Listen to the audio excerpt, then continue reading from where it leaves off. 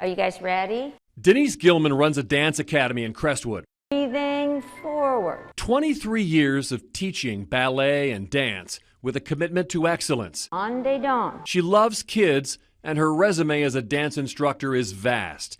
Her resume as a foster parent is vast, too. Extensive documentation of her complaints and responses about Kentucky's foster care system. Most importantly, the 12 and 13-year-old siblings she cares for were falling behind, and she couldn't get any help. The state is responsible for providing their educational needs. And both the children have auditory processing issues, which cause their brain not to process correctly, which is probably most likely why they are 2 years behind in school. The emails back and forth getting ugly during virtual instruction. Gillman writing, "I am not a special education teacher, so I cannot use techniques to get through to him. For the past 2 years, the schools have failed the children." A special education advocate writing, "I've gone through this with Ms. Gillman for 2 years, and how she has been treated is deplorable." September 22nd last year, Gillman received notice, "Your foster home is being closed at the request of program management due to not meeting the educational and medical requirements of children placed in your home." And the issues that were stated that I did never occurred. If you've been a thorn in their side, they close your home down. They called me one day, one afternoon, and said, "We're picking the kids up tomorrow morning, have them ready." And that was it.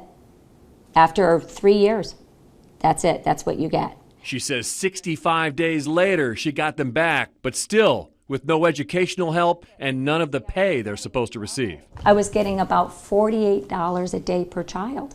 Okay. And we have an account set aside, so when the children turn 18, I mean, that's their money. But they also get allowance from the state.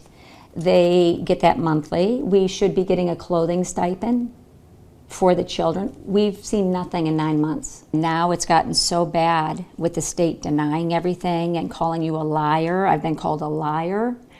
So now I've recorded everything I speak to the state about.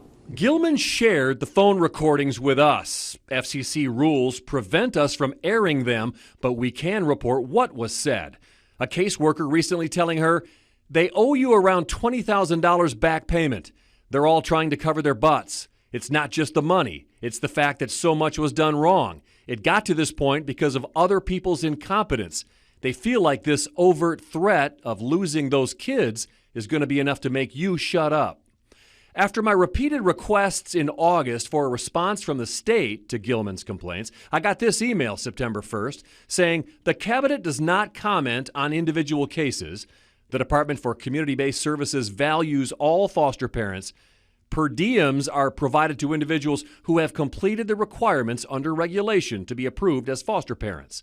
1 week later, on September 8th, Gillman received this email from the state. "Special expense for tutoring has been approved.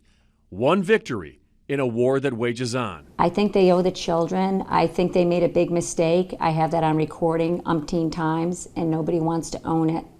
And I never wanted or intended it to go this far, but I know I'm not the only one in this boat.